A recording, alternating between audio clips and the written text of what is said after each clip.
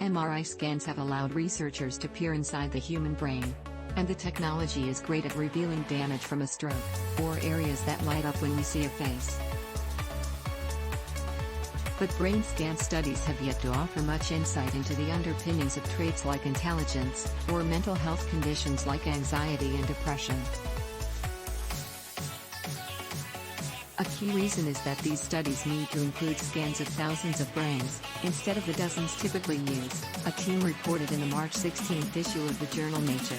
You need a very large sample, and bigger samples are better, says Dr. Nico Dosenbach, an author of the study in NA.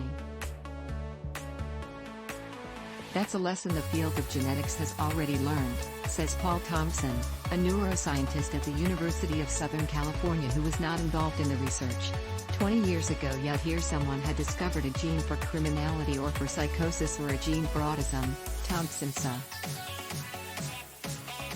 Now, neuroscientists appear to be in a similar position, one that will require them to reconsider the results of many small studies. The new paper on brain scan studies has its roots in a 2018 effort to understand how children develop cognitive abilities, also known as intelligence.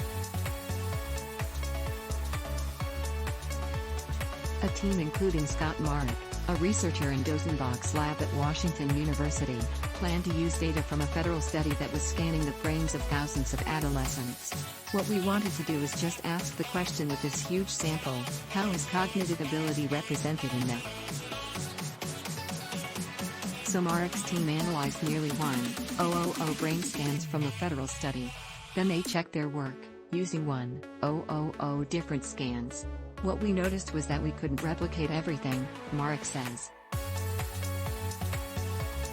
It didn't look great.